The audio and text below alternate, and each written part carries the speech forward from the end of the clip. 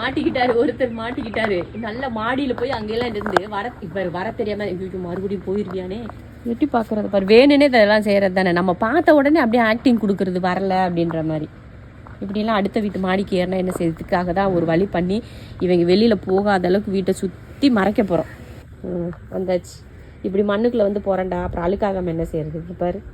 எம்புட்டு அழுக்கு. புல்லு வளர்த்து கொடுத்து, செடி வளர்த்து கொடுத்து, போய் புறன்றதுக்கு மேலே மேட்டு போட்டு கொடுத்து எல்லாம் தான் செய்கிறேன் அந்த சாசா. ஆனால் அடங்க மாட்டேங்குது. நாக்கு பாரு, நாக்கு தொங்க போடுறது. இவ்வளோ நேரம் அந்தந்த காம்பவுண்டில் ஏறி சுற்றுறப்ப மட்டும் நல்லா இருந்துச்சா? இப்போ என்ன எம்மா ஆக்டிங்டா. இதெல்லாம் சின்ன வயசுலேருந்து நீ பண்ணுற ட்ரிக்ஸு. நான்லாம் நம்ப மாட்டேன் உனைய. போ ஆளப்பு. அப்படிதான். என்னாச்சு? ஆக்டிங்கா? இந்த ஆக்டிங் எல்லாம் மயங்கிறது மற்றவங்களுக்கு தான். நீ வந்து ஆக்டிங் பண்ணுறது தெரியாது. இங்கே வீட்டில் இருக்க எல்லாருக்கும் தெரியும் நீ எப்படியாப்பட்டவனு. 2 மாடி போய் உனக்கு வீட்டுக்கு வரக்கு வழி தெரியாமல் எங்களை கூப்பிடுற வாங்கன்னு. எப்படியாப்பட்ட ஆளு நீ?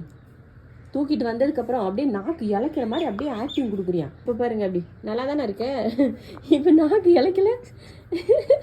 இப்போ மட்டும் அவள் அடிச்சுவாங்களோ, நம்மளை திட்டுவாங்களோ அப்படின்னு சொல்லி பண்ணுற வேலை அதெல்லாம்.